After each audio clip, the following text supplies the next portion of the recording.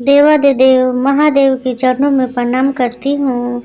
माता पार्वती के चरणों में प्रणाम करती हूँ। साहब दीदी के चरणों में प्रणाम करती हूँ। मेरा प्रणाम अपने अपने चरणों में स्वीकार करें। सभी गुरु भाई बहनों के चरणों में प्रणाम करती हूँ। मेरा प्रणाम अपने अपने चरणों में स्वीकार करें। मैं एक छोटी सी कथा लेकर आई हूँ। मेरी कथा अच्छी लगी तो वीडियो को लाइक करना, चैनल को सब्सक्राइब करना, कमेंट बॉक्स में हर हर महादेव लिखना। महादेव के नाम लिखने से, बोलने से घर में जो भी संकट विपदा आता है वो टल जाता है। इसीलिए महादेव का नाम लिखना चाहिए, बोलना चाहिए। चलती हूँ छोटी सी कथा की ओर। एक बार एक शिव भक्त केदारनाथ धाम के लिए निकला। उस टाइम कोई गाड़ी की सुविधा नहीं थी। वह पैदल ही निकल पड़ा। उसे केदारनाथ धाम का रास्ता भी मालूम नहीं था।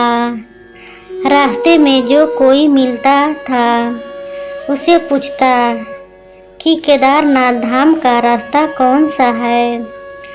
वो शिव भक्त उसी रास्ते पर चल पड़ता था। चलते चलते एक दिन वो शिव भक्त केदारनाथ धाम पहुंच गया। केदारनाथ धाम 6 महीने खुलता था और 6 महीने बंद रहता था। वो शिव भक्त जब पहुंचा तो उस वक्त मंदिर के पुजारी अपने कुछ साथियों के साथ मंदिर के कपाट 6 महीने के लिए बंद कर रहे थे।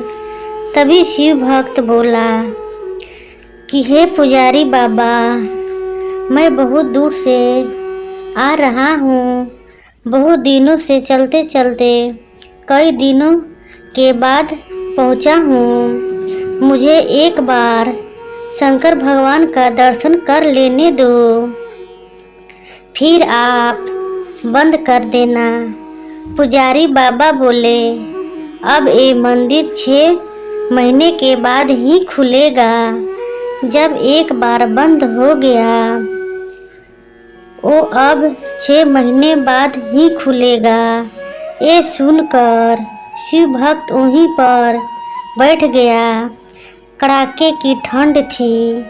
बैठे बैठे नींद भी आने लगी और उसे भूख भी लगी थी। आधी रात होने को आई।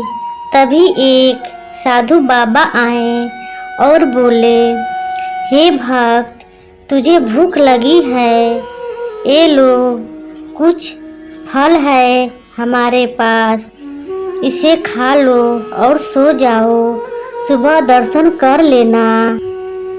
फल खाने के बाद उसे बहुत गहरी नींद आ गई और वह सो गया। और जब सुबह नींद खुली तो शिव भक्त उस साधु बाबा को नज़र घुमा घुमा कर देख रहा था, लेकिन वो साधु कहीं नज़र नहीं आया। तभी वो देख रहा है कि जो पुजारी मंदिर का कपाट बंद करके बोला था कि अब ये मंदिर 6 महीने के बाद खुलेगा, वही पुजारी बाबा अपने कुछ साधु के साथ आ रहे हैं। शिव भक्त जाकर पुजारी बाबा को प्रणाम की और बोला कि हे पुजारी बाबा, आप तो बोले थे कि मंदिर का कपाट 6 महीने बंद रहता है और 6 महीना खुलता है, लेकिन आप कल ही मंदिर का कपाट बंद किए और आप खोलने लगे। पुजारी बाबा को कुछ याद नहीं आ रहा था। थोड़ी देर बाद पुजारी बाबा को याद आया कि तुम ही हो जो कपाट बंद करते वक्त आया था। शिव भक्त बोला, हाँ बाबा, मैं वही हूँ। पुजारी बाबा बहुत आश्चर्य हो गए ये कैसे हो सकता है? इतनी ठंड और इतने बर्फ का मौसम में ये जिंदा कैसे रहा? फिर शिव भक्त ने बताया कि मेरे साथ एक साधु बाबा आए थे।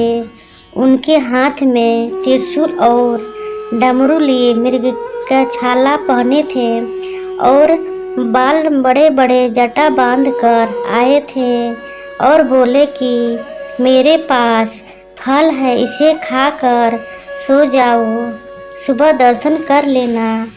इतना बात बोले। फिर मुझे नींद आ गई।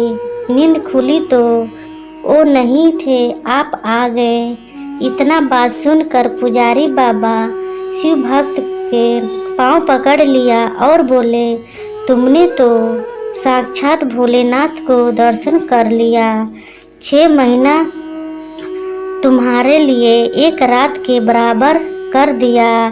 हम तो 6 महीना के बाद आया हूँ। हम लोग पापी है। इतने दिन मंदिर में पुजारी बनकर पूजा पाठ करते रहे, आज तक भगवान शिव का दर्शन नहीं किए। तू तो बहुत जल्दी दर्शन कर लिया। तुम बहुत सच्चे शिव भक्त हो। देखिए, शिव भक्त मन में आस लेकर गया था। भगवान शंकर को देखना है, मुझे दर्शन करना है।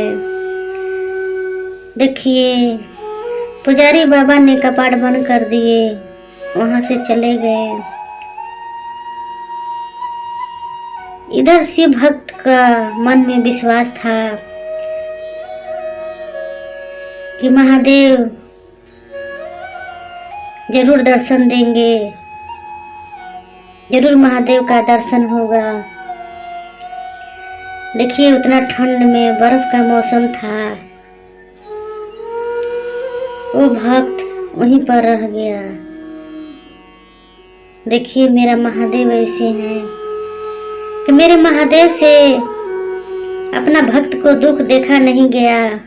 मेरा महादेव चलकर आकर अपने भक्त को फल खिलाए, दर्शन भी दिए। देखिए, मेरा महादेव ऐसे हैं। मेरे महादेव बहुत भोले हैं, इसीलिए बोलते रहती हूँ, मेरे महादेव को अपना गुरु बनाइए, अपना जीवन धन्य बनाइए। आइए भगवान शिव को अपना गुरु बनाएं। मेरे भगवान शिव बहुत अनमोल हैं, बहुत सुंदर हैं, बहुत अच्छे गुरु हैं। आइए मेरे भगवान शिव को अपना गुरु बनाइए। मैं कथा यहीं से समाप्त करती हूँ। फिर मिलूंगी अगले वीडियो में। नमः शिवाय, नमः शिवाय, नमः शिवाय।